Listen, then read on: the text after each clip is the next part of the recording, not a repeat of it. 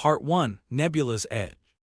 It was the kind of quiet you could only find at the edge of a nebula, a silence so profound that it made the hum of the ship's system sound like a symphony. I stood on the bridge of the nebula's edge, a cruiser not entirely unlike myself, rugged, seasoned, and on the verge of obsolescence. Captain Aiden Jax, at your service, master of rewriting protocols and breaking rules as if they were made of papier-mâché. We'd been looping this final battle against the radiant whirl of the Osmanthus Nebula for what felt like an eternity. There'd been skirmishes, sure, but nothing we couldn't handle with a few deft maneuvers and well-timed plasma volleys. Until now. It started with a flicker on the sensors, the kind that sends a shiver down your spine because you know it's not supposed to be there. I leaned over the console, adjusting the dials with practiced ease. "Ellie, are you seeing this?" Ellie, my first mate and the best damn radar operator in this quadrant of the galaxy, squinted at her screen. Her curly hair seemed to defy gravity, much like her sharp wit. "Cap, if that's a sensor ghost, I'm taking up knitting." I couldn't help but chuckle. Square patterns suit you, but you're right, it's something real, signal origin. Looks like some kind of alien megastructure, just beyond the nebula's edge. That was new and worrying. Plot a course. Let's find out what kind of neighbors we've got. As the edge changed course, I felt the familiar thrum of anticipation mingling with dread. My crew, a ragtag bunch that had seen everything from pirate raids to cosmic anomalies, gathered around. There was Martin, our engineer, who once claimed he could fix anything with duct tape and optimism, and Zara, our navigator, who navigated the stars like she had their maps tattooed on her soul. Zara tapped her comm. "Captain, we're getting some odd gravitational readings. They're fluctuating almost like they're alive." Martin snorted. "Alive? What are we dealing with, a giant space jellyfish?" "Actually," Ellie interjected, "could be something like that. Remember the Luminar Pax? They reported encountering life forms that used gravity waves to communicate." Now that was a thought to chew on. Let's not jump to conclusions, but keep all channels open, just in case.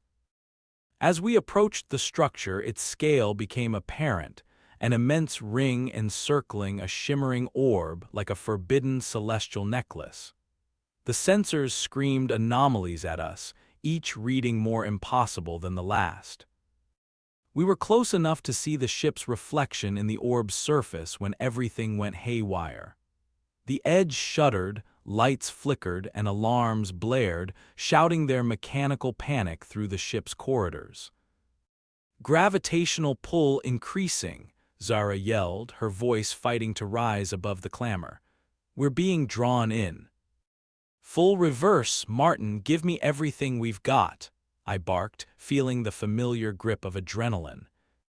"I'm trying, Cap, but it's like this thing has us in a tractor beam grip," Martin responded, hands dancing over the controls like a pianist in a storm. The edge lurched as we fought the unseen force, the ship groaning like an old beast resisting the inevitable. Ellie was about to say something humorous, no doubt to lighten the mood, when a new reading flashed on her screen. Her face went pale. "The Starcore weapon, it's leaking antimatter," she whispered, voice barely a thread above the chaos. That was bad news, very bad. A leak in a Starcore weapon meant we had an explosive problem on our hands, one that could turn us into a stellar firework. "Options?" I asked, keeping my voice steady despite the icy hand of fear gripping my insides.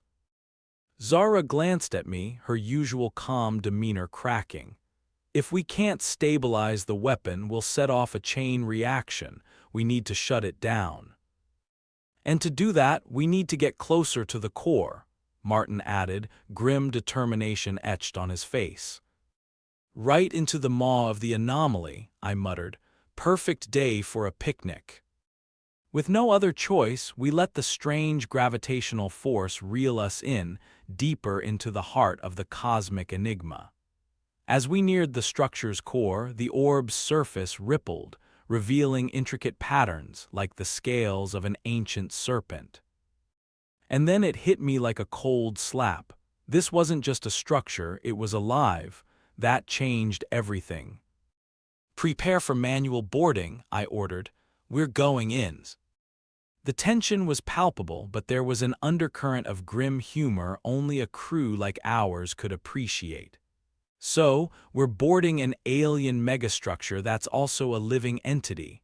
I'll make sure to bring the welcome flowers," Ellie quipped, earning a few nervous chuckles. The airlock cycled open with a hiss and we stepped into the unknown. The organic walls pulsed with a soft glow, casting eerie shadows that danced with every movement. The structure's interior was a labyrinth of corridors and chambers, more bizarre than the last. Something skittered in the shadows, a fleeting glimpse of a creature unlike any I'd ever seen. It moved with a fluid grace, its skin iridescent beneath the dim light. The reality that this might be the last sight we see nudged us all forward. "Cap, if this is the inside of a stomach, I'd rather not meet the digestive system," Martin joked, though his grip on his tool belt was white-knuckled.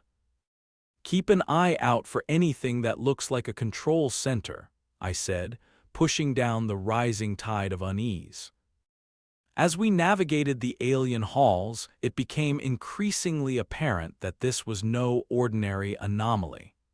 The very air seemed charged with potential, whispers of possibilities lurking in every corner. We reached a chamber filled with towering columns of pulsating energy, and at its center, a console that hummed with a rhythm almost melodic. An alien language flickered across its surface, symbols shifting like liquid. "This must be it," Zara breathed, awe-threading through her words. "All right, let's shut this thing down before the edge turns into a fireworks display," I said, moving to the console. But as my fingers brushed the controls, a vision slammed into me, a torrent of images and emotions not my own.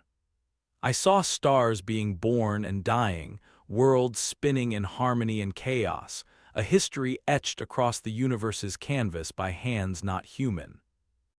The truth struck with the force of a supernova.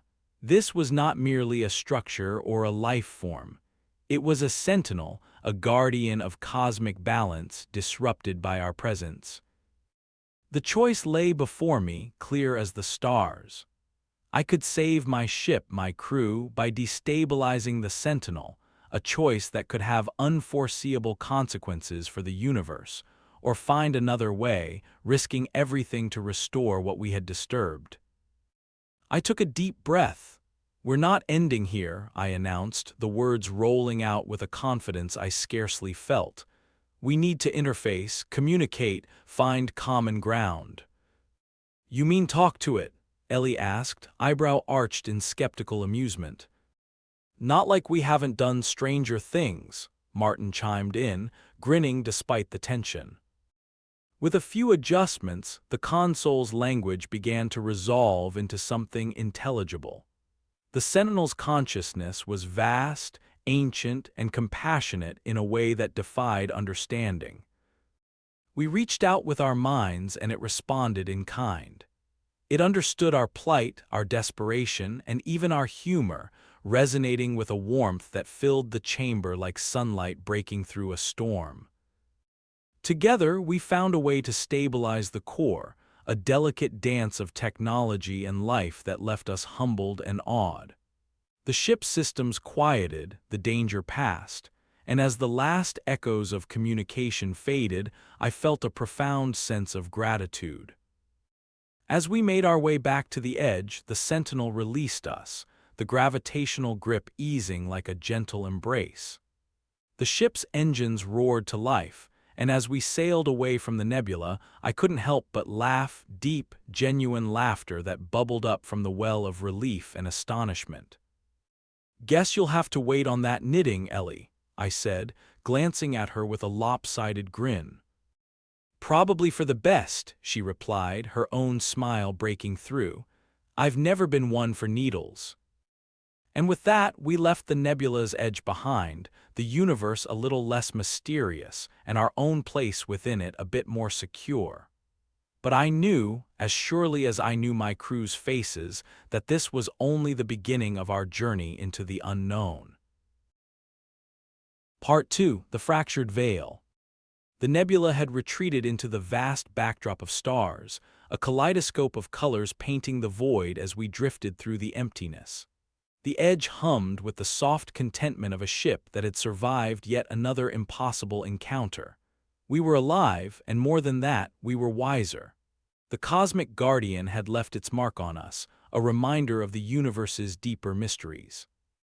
My crew had settled back into their routines, but there was an electric edge to their movements, as if they could still feel the Sentinel's presence in their bones. I stood on the bridge, hands clasped behind my back, watching the stars slide past like a glittering river. We were between destinations, suspended in a moment of peace that was bound to be fleeting. "Cap, we're picking up a distress signal," Ellie announced, breaking the fragile quiet. Her fingers flew over the console, bringing the signal into focus. "Origin?" I asked, the familiar tingle of urgency replacing the calm.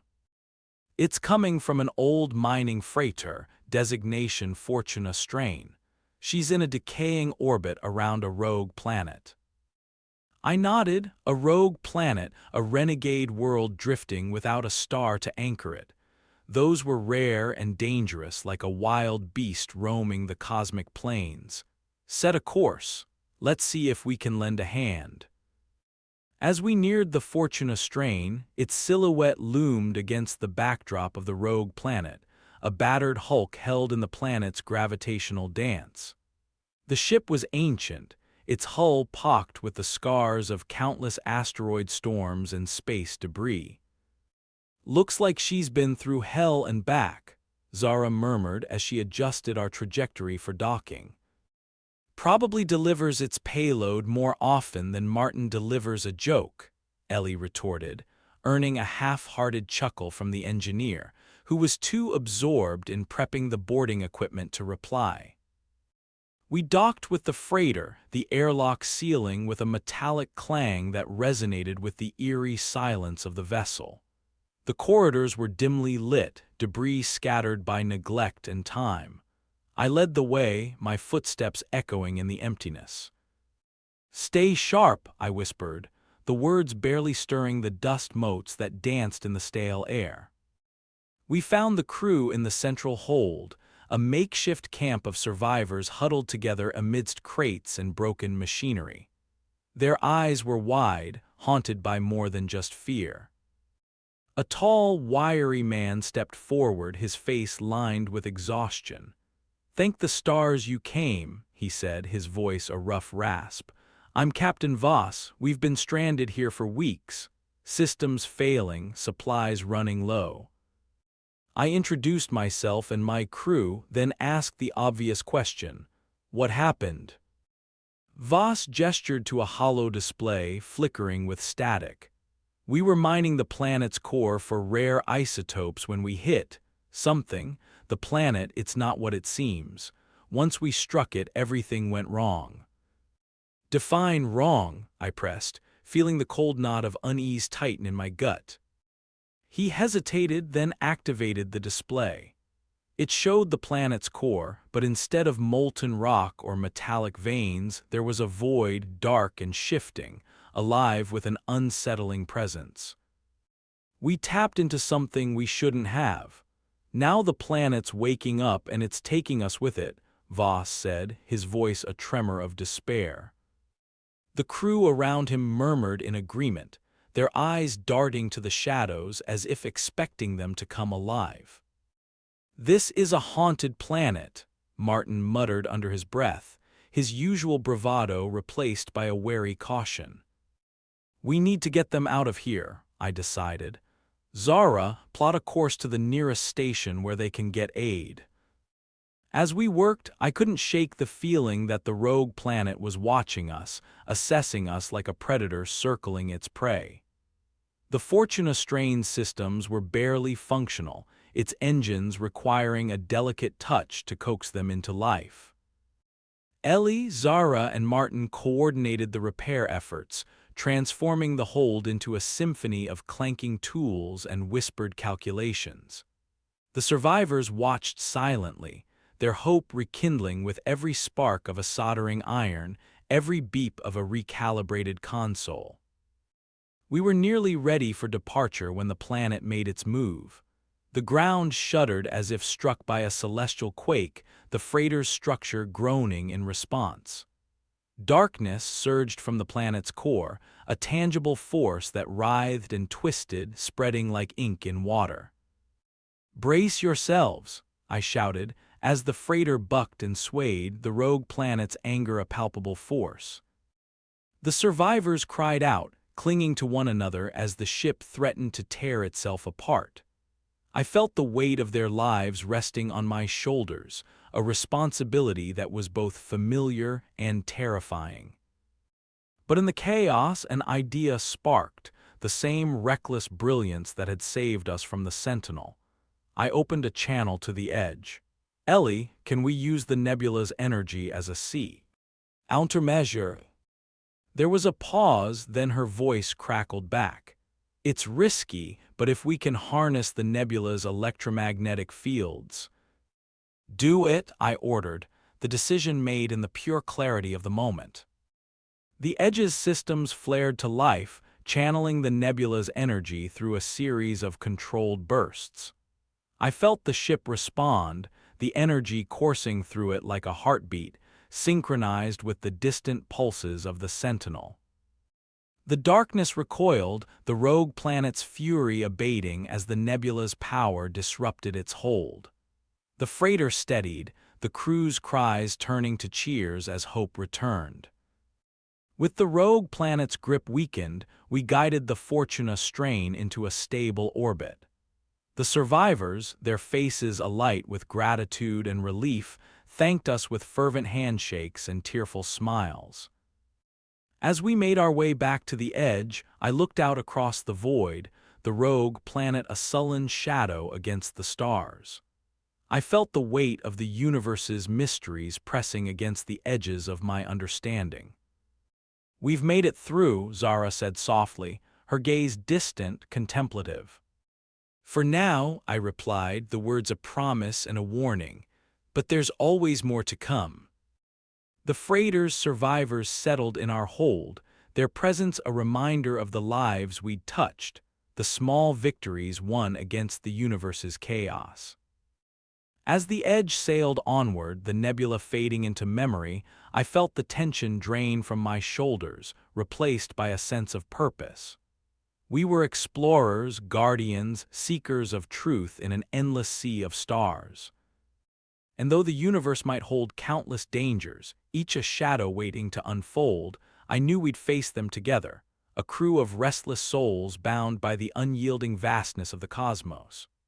Because in the end, that's what it meant to sail the stars, to embrace the unknown with open hearts and steady hands, to find meaning in the silence, and to write our stories among the constellations. Part 3: Echoes of the Void. The cosmos stretched out before us like a boundless tapestry, each thread a whisper of stories untold. The Edge sailed smoothly, a quiet confidence in its movements, as if it shared in our recent triumphs over cosmic anomalies. The survivors from the Fortuna strain had found temporary refuge aboard, their presence a kaleidoscope of stories and sorrows. They mingled with my crew, sharing meals and tales, their laughter mingling with the hum of our engines. Yet, beneath the camaraderie, a sense of restlessness simmered, an awareness of the greater mysteries that lay ahead. Our next destination lay far beyond familiar star charts, a beacon of sorts, broadcasting a signal that defied classification. It was ancient, resonating with a frequency that tugged at the edges of memory, echoing through the void like a siren's call. "Cap, I've never seen a signal like this," Ellie remarked, her fingers dancing over the console with a practiced grace. "It's almost like music." Music, I raised an eyebrow, intrigued by the notion. What kind of music? Cosmic symphony, she replied with a smirk, earning a snort from Martin. Maybe the universe is throwing us a concert, he quipped, but there was a flicker of apprehension in his eyes. Stay sharp, I advised. Keep our shields at the ready. Whatever's out there, it's bound to be something unexpected. As we neared the source, the signal intensified, a rhythmic beat that set the ship's hull vibrating like a tuning fork. The edge seemed to resonate with it, a strange harmony that coursed through the metal and into our bones. The source was a colossal structure, a derelict space station hovering in the shadow of a binary star system. Its architecture was unlike anything I'd ever seen, spiraling towers and intricate arches that seemed to defy the laws of physics. Vines of bioluminescent flora twisted around the metal, casting an ethereal glow that mingled with the starlight. "Looks abandoned," Zara observed, her eyes scanning the monitors with a navigator's precise scrutiny. "But something's still active inside," I noted, the signal thrumming through the core of my being. "Let's take a closer look." We docked with the station, the airlock opening to a chamber that was eerily silent. The space was vast, echoing with the ghosts of long-forgotten footsteps. Shadows danced across the walls, their movements reminiscent of the swirling nebula we'd left behind. The air was tinged with a sweet, floral scent, strange and inviting. The bioluminescent vines pulsed gently, a living heartbeat entwined with the station's metal skeleton. As we ventured deeper, the signal's music grew clearer, a haunting melody that resonated with a melancholy beauty. It beckoned us toward the heart of the station, a siren's call woven through the fabric of space and time. Our path led us to a central atrium where the source awaited. It was a colossal organ-like structure, pipes ascending toward a vaulted ceiling crafted from transparent alloy that revealed the dance of the binary stars above. "Now that's an instrument," Martin remarked, awe threading through his voice. Ellie approached the console, her eyes wide with wonder. "It's alive, integrated into the station itself. The music, it's a language of sorts." "And what's it saying?" I asked, curious and cautious in equal measure. "An invitation, a plea," she replied, her fingers tracing the console's symbols. "It's calling out for someone to play it." A shiver ran down my spine at the notion, an eerie thrill that set my senses alight. The music was alive, a sentient communication that defied conventional understanding. As if in answer, the console flared to life, displaying a sequence of notes, a melody both familiar and alien. I hesitated, the stakes of this cosmic duet heavy on my conscience. Play or leave the silence unbroken. It was Zara who stepped forward, her gaze steady and serene. "Music is a map, Captain. Maybe this is the path." With a nod, I gestured for her to proceed. Her fingers brushed the console, the notes flowing with a grace that mirrored the stars' dance. The melody leaped to life, filling the atrium with its haunting beauty. The station responded, its structure vibrating with newfound vitality. The vines glowed brighter, the music soaring to a crescendo that echoed through the void. And then, as suddenly as it began, the music ceased, leaving a profound silence in its wake. The console flickered, revealing a map, a celestial chart unlike any I'd encountered, its contours traced by the melody's journey. "It's a treasure map," Martin exclaimed, eyes alight with the thrill of discovery. "Or a warning," Ellie suggested, her tone cautious. "The path leads to a region known as the Fractured Veil. It's said to be unstable." Unstable? The word lingered in the air, a shadow cast over the allure of the unknown. Yet there was an undeniable pull, a call to adventure that resonated deep. within our hearts. We've come this far, I mused, the weight of command a familiar mantle. If there's knowledge or danger waiting there, it's our duty to face it. With the map in hand, the Edge set course for the fractured veil, the station fading into the distance like a dream. The unknown beckoned, its mysteries unfolding before us with each pulse of the binary stars. As we sailed into the vast expanse, the music lingered in my mind, a promise and a challenge written in the language of the cosmos.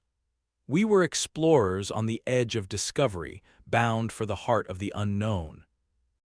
And so we ventured forth, the echoes of the void a symphony that guided our journey through the stars, knowing that whatever lay ahead, we would face it together, propelled by the unyielding spirit of the nebula's edge. Part 4. The Shattered Stars. The cosmic map's path led us through a ribbon of celestial phenomena, each new vista a testament to the universe's artistry. The Edge sailed with determination, drawn towards the fractured veil like a moth to a flame. We navigated fields of glittering asteroids and danced through storms of stardust, the ship's hull singing a quiet harmony in the stellar winds. As we neared the veil, the stars themselves seemed to shatter, their light fracturing into a kaleidoscope of colors that spilled across the void. It was a place where reality bent and twisted, the laws of physics murmuring their disagreements in the background. "It's like the universe decided to have a bit of fun with itself," Ellie quipped, her eyes wide with equal parts awe and trepidation. I glanced at the navigational charts Zara had meticulously overlaid with the map's coordinates. "How's our path looking?" "Navigable," she replied, though a flicker of uncertainty tugged at her brow. "But it's like we're threading a needle, we need to stay precise." Martin joined us on the bridge, oil-stained and grinning. "Engines are humming like a content cat, Captain. As long as we don't ask them to do anything stupid, we'll be fine." I nodded, appreciating the levity amidst the tension. "Let's keep it that way." The initial approach into the veil was smooth, the Edge slipping through the tapestry of fractured light with a dancer's grace. But as we delved deeper, the cosmic fabric unraveled further, tearing at the seams of reality with curious fingers. "Gravitational anomalies increasing," Ellie announced, her tone edged with caution. "We're approaching something different." The veil parted to reveal a singularity, a vast tear in spacetime that pulsed with the rhythm of a cosmic heartbeat. It loomed before us, a swirling vortex of light and shadow that defied understanding. "It's beautiful," Zara breathed, the wonder in her voice tinged with fear. "And deadly," I added, my instincts kicking in. "Whatever's in there, we need to approach with caution." The singularity's pull was undeniable, its gravitational embrace reaching out to us with invisible tendrils. The Edge trembled, caught in the delicate dance between control and chaos. As we hovered at the brink, a new signal pierced the void. A message, frantic and distorted, carried to us on the wings of the singularity's whispers. "Help us," the voice cried through the static, a desperate plea lost amidst the echoes of reality. We're not alone, I realized, every fiber of my being attuned to the urgency in that call. "Ellie, can you trace it?" She nodded, fingers flying over the console with practiced speed. "It's coming from within the singularity, but the source coordinates are shifting, unstable." A decision loomed, and with it, the weight of lives hanging in the balance. Entering the singularity could mean salvation or destruction, discovery or disappearance. "Captain," Zara's voice was soft, but it carried the weight of 1,000 unspoken questions. I met her gaze, and in it, the reflection of my own resolve.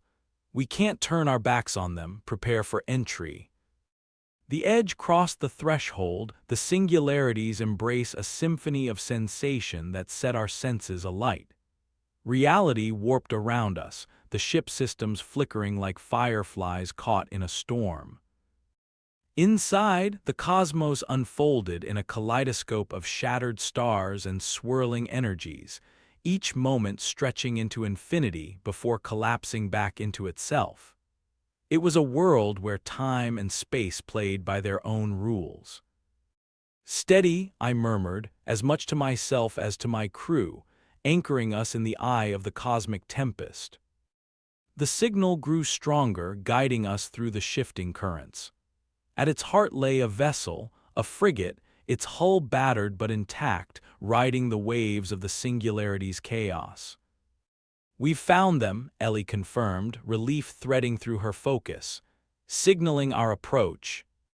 As we closed in, the frigate's airlock cycled open, revealing a crew not unlike our own, faces lined with exhaustion, eyes reflecting the same mix of hope and fear. Their captain, a woman with a resolute stance and a haunted gaze, stepped forward. "Thank you," she said, her voice raw with gratitude. "We thought we'd been lost." "You're safe now," I assured her, extending a hand. "We ride the stars together."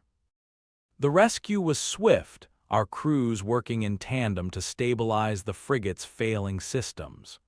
Within the singularity, time seemed to stretch, each moment a precious eternity. As we prepared to depart, the singularity's hold faltered, its energies shifting once more. The veil around us rippled, a final declaration of its enigmatic power. "We need to move now," Martin urged, urgency lacing his words with gravity. The edge responded to my command, engines flaring to life as we navigated the retreat, the frigate in tow. The singularity's pull eased, its mysteries retreating into the cosmic shadows. The veil closed behind us, leaving the shattered stars to their dance in the void. We emerged into the familiar embrace of the universe, the edge humming with triumph and relief. As our crews mingled, stories and laughter filled the air, the bonds of shared survival knitting us together. Yet, in the midst of celebration, a new realization dawned. The fractured veil had offered us a glimpse into the universe's soul, and in its reflection, we found our own strength and purpose. As the edge continued its journey through the cosmos, I knew that whatever awaited us, we'd face it with open hearts and unwavering resolve. Together, we charted the stars, our path illuminated by the light of shattered dreams and the promise of new beginnings. Part 5. The Luminous Conundrum. The edge sailed onward, leaving the fractured veil a memory etched into our collective consciousness. The universe unfolded around us with its eternal mysteries, each star a beacon of uncharted possibilities. The frigate's crew, now integrated into our daily rhythms, brought new voices to our journey, each with tales of their own to weave into the tapestry of our travels. Days passed in a blur of starlight and shared stories, the ordinary punctuated by the occasional reminder of our cosmic nature. The ship felt more alive than ever, a vessel carrying not only bodies and equipment but dreams and quests as boundless as the universe itself. It was during one such moment of reflection that Zara, ever the observer of the cosmos' subtle shifts, approached me with a quiet urgency. "Captain, there's something on the scopes that you need to see." I joined her at the console, the screen displaying a sector of space teeming with activity, a swirling, glowing anomaly unlike any we'd encountered. It pulsed with a flickering luminescence, its energy patterns dancing across the screen in mesmerizing complexity. "What do we have here?" I wondered aloud, captivated by the anomaly's radiant beauty. "It's a convergence," Zara explained, her voice thoughtful. "Multiple streams of energy converging at a single point, but the readings are inconsistent." Ellie studied the data, a frown creasing her brow. It's almost like its changing state shifting between realities. A crossroads, I mused, the words hanging in the air like a challenge. One that may hold answers or new questions. With our course set, the edge slipped into the anomaly's embrace, the ship reacting with a shiver of anticipation. The transition was seamless, the stars outside bending in a kaleidoscope of light as we traversed the threshold. Emerging into the anomaly felt like stepping into another world, a luminous expanse where the laws of nature played their own tune. The space stretched and contracted with rhythmic grace, as if the universe itself breathed in quiet harmony. "Cap, you're not going to believe this," Martin's voice crackled through the comms, laced with a rare note of disbelief. "We're not alone." A massive structure loomed ahead, its architecture an elegant fusion of organic and mechanical design. The structure's surface shimmered with energy, intricate patterns weaving across its framework in a symphony of light and color. "It's like nothing we've seen," Ellie marveled, eyes wide with awe. "A city suspended in the void." As we approached, the structure responded, a series of lights guiding us to a docking platform. We disembarked into a world unlike any other, an intricate network of pathways and chambers, each pulsing with life. "Are we inside a giant living organism?" Zara speculated, her steps careful as she took in the vibrant surroundings.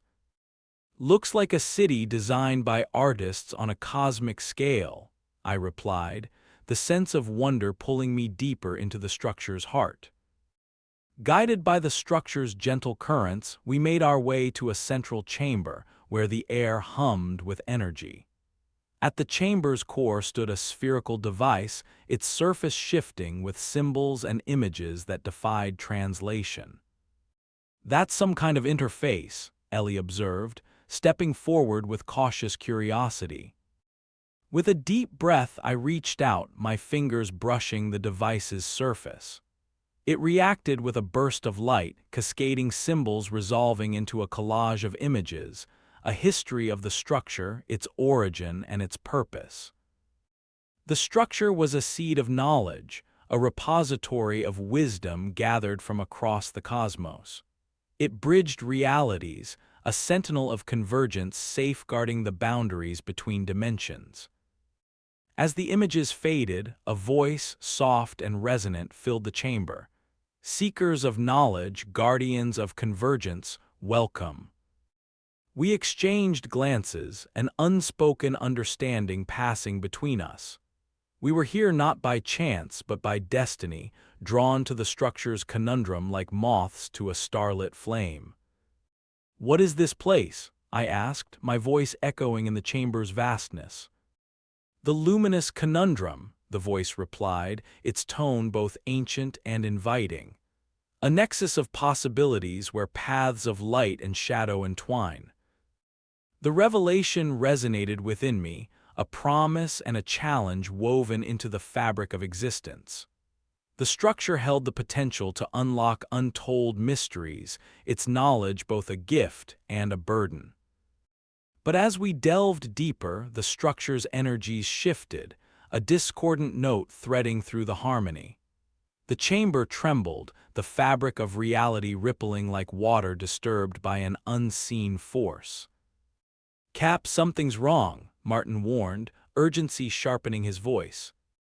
The structure's light flickered, the symbols unraveling into chaos. The convergence threatened to unravel, its energies spiraling toward instability. "Ellie, find a way to stabilize it," I ordered, my mind racing to tether the fraying strands of reality. She worked swiftly, deciphering the structure's interface with deft fingers. As she manipulated the controls, the light coalesced, the convergence reasserting its equilibrium. But the effort had taken its toll, the structure's energies dimming as it settled into a fragile balance. We remained in the chamber, the echoes of possibility swirling around us. "We've only scratched the surface," Zara said softly, her gaze fixed on the device. "There's so much more to discover." "And more to protect," I added, the enormity of the task settling over us like stardust. "We can't allow this to fall into the wrong hands." As the edge departed the luminous conundrum, the structure's glow lingered in the void, a beacon of knowledge and mystery woven into the cosmic tapestry. With our course set for the next horizon, we carried the conundrum's secrets within us, a promise to explore, to understand, and to safeguard the truths hidden among the stars. United by a shared purpose, we ventured forth into the unknown, the light of the luminous conundrum guiding our way through the infinite expanse. Together, we embraced the mysteries of the universe, forging a path illuminated by the possibilities of discovery and the bonds of camaraderie. Part 6: The Whispering Shadows. As the edge sailed from the luminous conundrum, the glow of its mysteries still warmed our thoughts. The universe, ever the master artist, painted our journey with new stars and challenges, each horizon a testament to the infinite tapestry expanding before us. The ship's corridors thrummed with life, the crew a blend of old and new faces, united by the trials we had faced and the secrets we carried. The frigate's crew had found their rhythm aboard, their presence a constant reminder of the lives we had touched and saved. One quiet evening, as the galaxy unfolded around us in a dance of light, Zara approached me with a mixture of excitement and concern. "Captain, we're receiving something odd. It's like a voice, but not transmitted through normal channels." I turned to the display, the signal manifesting as a series of oscillating waves, seemingly born from the ether. It was a haunting melody, a whisper woven through the fabric of space-time itself. "Can you isolate its origin?" I asked, curiosity piqued. Ellie analyzed the data, her brow furrowing. "It's coming from a dark sector, uncharted and silent. It shouldn't be possible, but there it is." The prospect tugged at my exploratory instincts. A dark sector, devoid of its own light, yet harboring a voice that reached across the expanse. Then that's where we're headed. As the edge altered course, the ship's atmosphere shifted to one of anticipation. The journey took us through nebulae of swirling dust and past cold, silent giants that had never known a sun's warmth.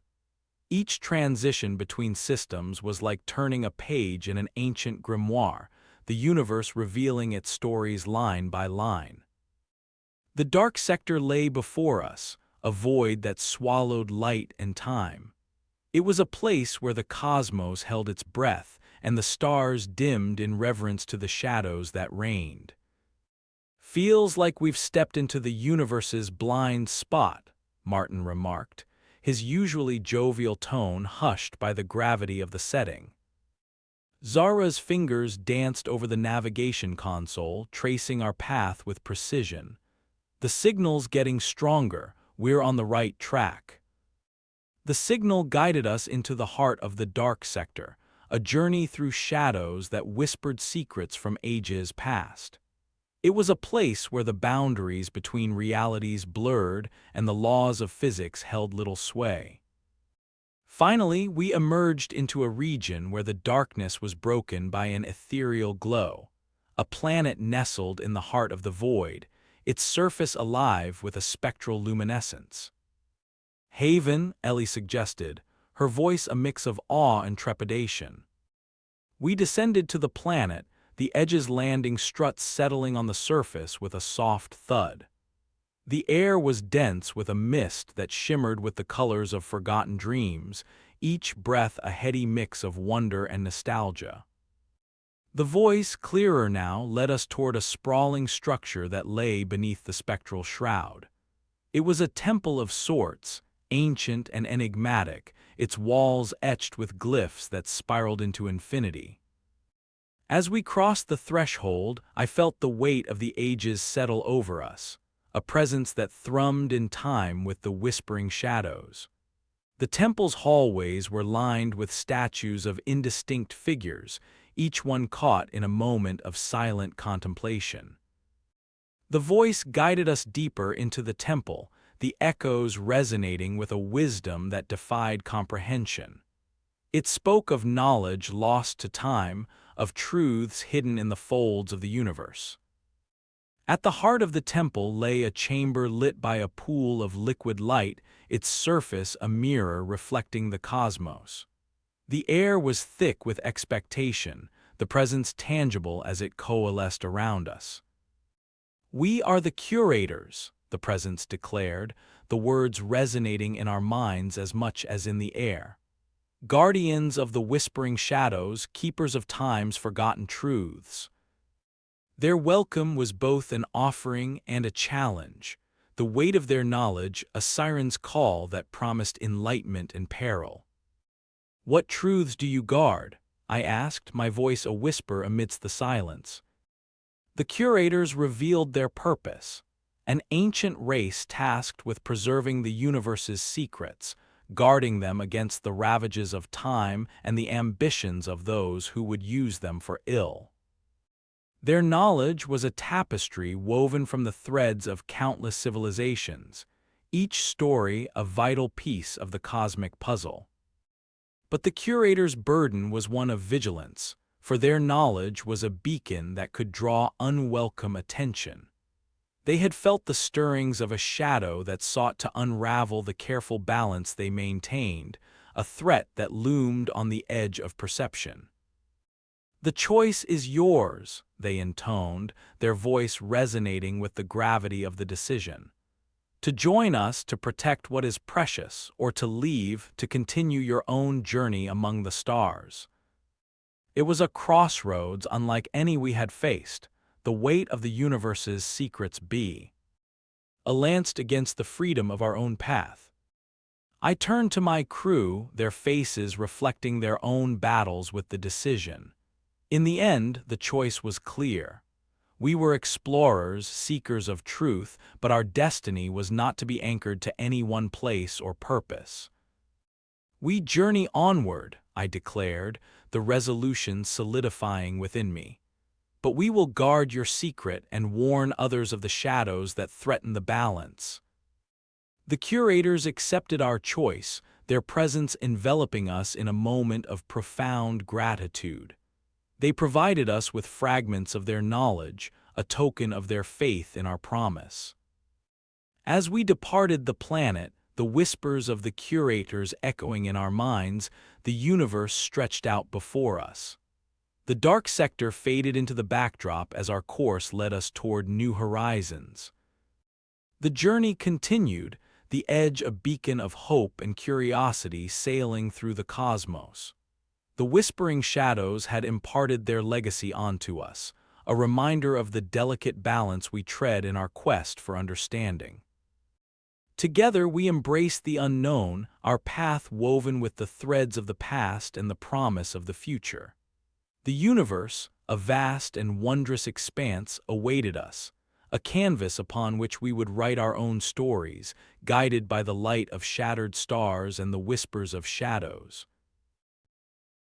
Part 7. The Celestial Labyrinth. The Edge continued its celestial voyage, each day a new leaf in the infinite book of the cosmos. The shadows of the curator's planet lingered in our minds, whispering reminders of the universe's fragile balance and the responsibility we bore. The crew had settled back into the rhythms of exploration, laughter and debate filling the ship's corridors as we charted unfamiliar territories. Our journey led us to the fringes of a dense star field, a constellation that shimmered with an allure that felt almost sentient. "Captain, there's something unusual about this sector," Zara reported, her voice tinged with intrigue. "It's like a maze of starlight shifting and reshaping itself." I joined her at the console, studying the display. The star field pulsed with a rhythmic energy, its pattern a complex dance that defied logic. A celestial labyrinth, I mused, the idea both fascinating and daunting. Ellie leaned over, her curiosity sparking. Think it's a natural phenomenon or something more deliberate? Given where we've been, I'm betting on deliberate, Martin quipped, a mischievous glint in his eye. Cautious but intrigued, we ventured deeper into the labyrinth, the edge navigating the ever-shifting corridors of starlight. The ship responded with elegance, its systems humming with an awareness that matched our own. As we maneuvered through the labyrinth, a beacon flickered on the edge of our sensors. A signal, faint yet persistent, calling out from the heart of the star field. "Looks like someone's lost in here," Ellie commented, her fingers dancing over the console to triangulate the source. The beacon's origin was a ship, a sleek vessel of alien design, its lines bearing the grace of a predator in repose. It hovered amidst the stars, its systems dormant like a slumbering beast. We docked with the vessel, the airlock cycling open with a soft hiss. The interior was dimly lit, its corridors a testament to advanced technology interwoven with organic elegance. The sense of abandonment was palpable, yet the air was charged with expectation, as if waiting for the curtain to rise on a forgotten stage. "Stay alert," I advised, the weight of the unknown pressing against my instincts. We navigated the vessel's sinuous pathways, drawn toward the central chamber by an unspoken pull. The chamber was expansive, its walls adorned with panels that glowed with a gentle light. At its heart stood a console, its surface shimmering with symbols that seemed to shift and dance to an unseen rhythm. The beacon originated here, its call echoing with a melody that resonated deep within. As Ellie began deciphering the console's interface, a voice, soft, melodious, filled the chamber. "Welcome, travelers of the stars, you stand before the harbinger of eons." The voice was both ancient and vibrant, a tapestry woven from countless threads of history and memory. "A harbinger?" Zara wondered aloud, her eyes reflecting the light of the console. "The guardian of the labyrinth," the voice explained, its tone imbued with a gentle authority. "We preserve the knowledge of our creators, awaiting the time when travelers of insight and courage would find us." The revelation settled over us like the dawning of a new star. This labyrinth was no mere anomaly. It was a repository, a cradle of wisdom from a civilization long vanished into the annals of time. "What happened to your creators?" I inquired, the question a bridge between the past and present. "Their time passed, as all things must," the harbinger replied, a note of sadness threading through its words. "Yet their legacy endures, awaiting those who would learn and grow." The console's symbols resolved into a map, a chart of the labyrinth's secrets and a compendium of knowledge that stretched across eons. It was an invitation, an offer to delve into the mysteries of a civilization that had once gazed upon the same stars. But as we absorbed the grandeur of the harbinger's gift, a shadow loomed on the horizon. The labyrinth trembled, its patterns shifting with a discordant energy. "Something's amiss," Martin warned, his instincts honed by the numerous battles we'd faced. The harbinger's voice grew urgent, a melody tinged with concern. "A disturbance, a presence not of this realm, it seeks to unbalance the harmony of the labyrinth." The threat was clear, a malevolent force seeking to claim the harbinger's knowledge for its own. It was a challenge, a call to arms that summoned the camaraderie and resolve forged through our shared voyages. "Ellie, can you secure the data?" I asked, every second a precious thread in the tapestry of our fate. "On it, Captain," she affirmed, her fingers dancing with determination over the console. With the harbinger's guidance, we worked to fortify the labyrinth, its patterns coalescing to repel the invading influence. The air crackled with energy, the ship systems resonating with the pulse of the Harbinger's SDR. Angth. The dark presence recoiled, its attempts to breach the labyrinth thwarted by the unity of our resolve.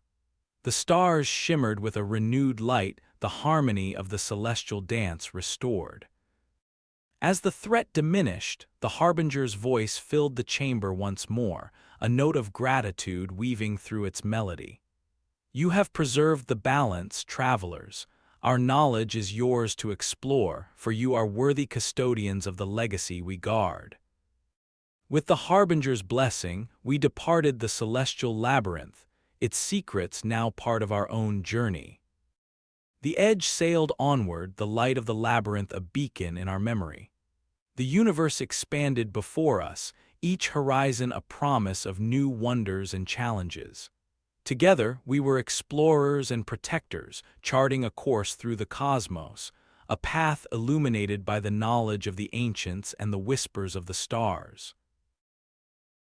Part 8: The Crystal Echoes.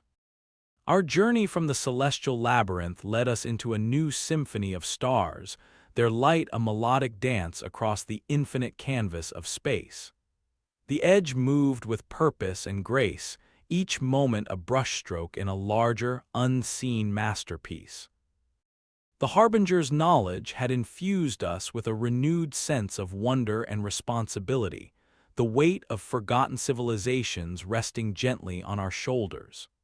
Our shared experiences had woven us together, a tapestry of lives and destinies bound by the common thread of exploration. As we navigated the galaxy, a new signal beckoned, a crystalline frequency that resonated with clarity and precision. Its call was both ethereal and mechanical, a juxtaposition that piqued our curiosity. "Picking up a signal," Ellie reported, her tone laced with intrigue. "It's like a crystal singing through the cosmos." "Can you pinpoint its source?" I asked, leaning over the console to examine the data. "Seems to be coming from a cluster of asteroids," Zara replied, her navigational charts alive with shifting vectors. "But there's something unusual, an energy signature that doesn't match the surrounding space." With a shared glance of understanding, we set course for the asteroid cluster, the Edge slicing through the void like a needle threading celestial fabric. The stars blurred into streaks of light as we approached our destination, anticipation thrumming like a heartbeat. The asteroids were a magnificent sight, a field of mineral-rich behemoths glittering under the starlight. Amidst the rocks lay the source of the signal, a structure of crystalline geometry, its facets reflecting and refracting the light in a kaleidoscope of color. "Looks like a beacon," Martin observed, his eyes wide with a mixture of awe and disbelief. "Or a really fancy chandelier." Ellie scanned the structure, her fingers dancing over the controls. "It's emitting the signal, but there's more. I'm detecting a network of connections, subspace relays or conduits running through the crystals." We maneuvered the Edge into a stable orbit, the ship settling like a bird of prey in the crystal forest. We disembarked, our steps echoing in the silence as we approached the crystalline edifice. The air was crisp and charged with an energy that vibrated through our bones, a silent song that wove itself into the very fabric of reality.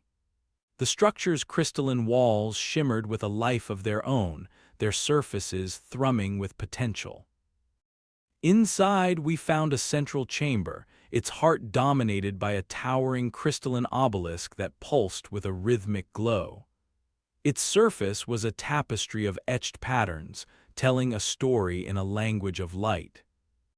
As Ellie approached, the obelisk reacted, its light intensifying as it resonated with her presence. "I think it's responding to us," she said, awe threading through her words.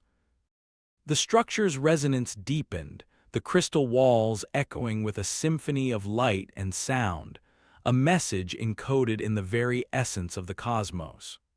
The obelisk revealed its purpose, a repository of knowledge and a conduit for communication across the stars.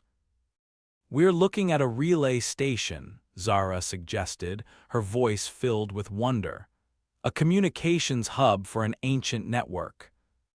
But as we began to comprehend the scope of what we had discovered, the ground beneath us trembled, the crystal resonance disrupted by an unseen force. "Something's interfering with the signal," Martin warned, his instincts sharp with caution.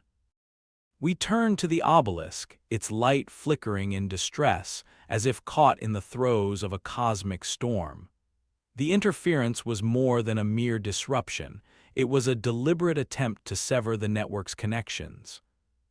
"We have to stabilize it," I said, urgency driving my actions as we worked to counter the breach. Through a combination of intuition and the knowledge gleaned from the Harbinger, we interfaced with the obelisk, guiding its energies to restore the network's harmony. The chamber pulsed with light, the crystals singing their resilient melody as the interference subsided. The obelisk's glow stabilized, a wave of gratitude emanating from its core, threading through the crystalline symphony like a coherent thought. It offered us fragments of its network, a glimpse into the vast array of knowledge it had once connected, a promise of alliances yet to be explored. As we prepared to depart, the obelisk's light shimmered with a parting gift, a map of the network's other nodes, scattered across the galaxy like hidden jewels waiting to be discovered. With the crystal echoes resonating in our minds, we returned to the edge, the promise of new horizons guiding our path.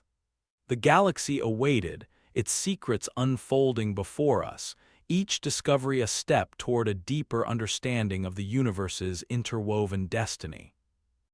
Together we sailed through the sea of stars, embraced by the cosmic symphony and the crystal echoes of civilizations past and futures why. Et to be, the universe was vast and wondrous, a place where the light of exploration illuminated the darkest corners of possibility, and we were its steadfast travelers, bound by the promise of discovery and the enduring bonds of friendship. Part 9. The Veil of Dreams. The Edge sailed onward, a steadfast wanderer among the constellations, carrying with it the whispers of the crystalline symphony and the unspoken promises of the cosmos. Each star we passed was a silent witness to our journey, a point in the vast tapestry of space that marked the path we had chosen. Our latest discovery from the crystal network had filled us with a renewed sense of purpose. The galaxy was alive with connections, an intricate web that promised 1,000 paths yet to be traveled.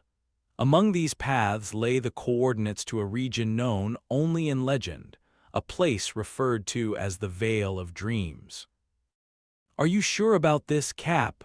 Zara asked, her tone a mix of caution and excitement as she plotted our course. "The Veil is more myth than map." "Most places worth visiting are," I replied, a tinge of wry humor in my voice. "But myths have a way of revealing truths that maps often miss." The coordinates led us deeper into a cluster of stars that shimmered like distant memories, their light diffusing through nebulae that painted the void in hues of violet and gold. It was a place where the boundaries between reality and illusion blurred, a realm where the dreams of ancient worlds were said to reside. As we entered the veil, the edge seemed to glide through a sea of iridescence, the ship's hull reflecting the colors of 1,000 sunsets. The atmosphere was thick with anticipation, the quiet thrum of the engines a steady heartbeat beneath the symphony of the stars. Ellie leaned over her console, eyes intent on the readings that flickered across the screen. "I'm picking up something unusual," she said, her words packed with intrigue. "It's like a pulse, a rhythm that seems to resonate with our systems."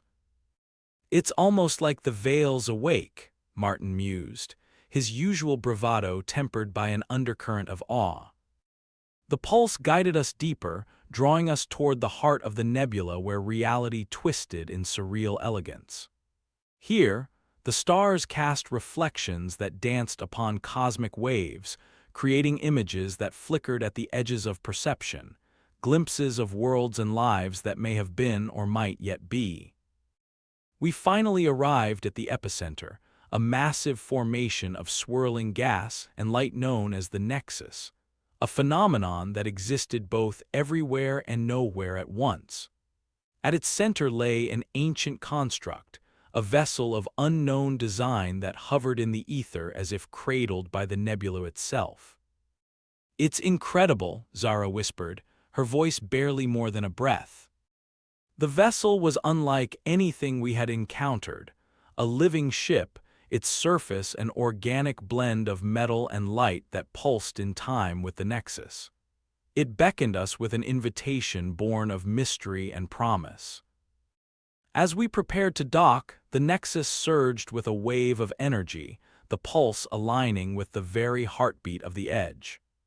The sensation was one of unity, a harmonious convergence that linked us with the vessel and the dreams it contained. We boarded with cautious reverence, the air within the vessel suffused with an otherworldly glow. The corridors were a labyrinth of shifting patterns, each turn revealing new insights, the echoes of dreams and aspirations etched into the very fabric of the ship. At the vessel's core, we found a chamber filled with luminous orbs, each one pulsating with the rhythm of dreams. They were the memories and visions of countless civilizations, preserved within the veil for eternity. "Dreams are the universe's way of remembering," Ellie remarked, her voice a mixture of wonder and respect. "And this place, it's like a library of those memories." But as we delved into the chamber's secrets, the nexus's pulse shifted, a subtle discord threading through its harmony. The dreams sensed our presence, shifting and coalescing into a singular vision, a tapestry of futures and possibilities that beckoned with fragile beauty.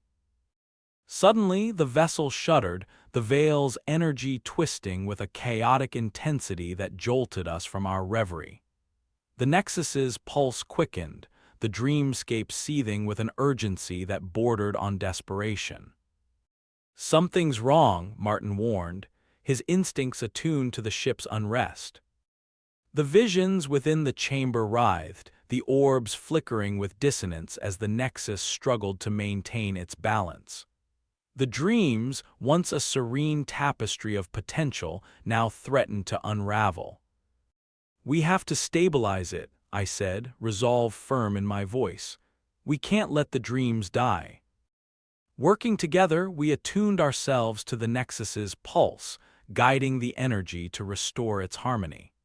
The chamber's glow intensified, the orbs resuming their rhythmic dance as the dreams settled into a gentle lullaby. With the crisis averted, the nexus's pulse slowed to a serene tempo, the vessel's presence suffused with gratitude. The dreams, now woven into a harmonious symphony, offered us a glimpse into the veil's purpose, a promise to safeguard the dreams of all who ventured into its embrace. As we departed the veil of dreams, the edge carried with it the echoes of futures yet to be realized, the dreams of the ancients a guiding star in our journey. The galaxy awaited, its mysteries a siren's call that compelled us to explore, to understand, and to protect the wonders we encountered. Bound by the light of the stars and the dreams of those who came before us, we sailed onward, guided by the promise of the unknown and the enduring bond of adventure.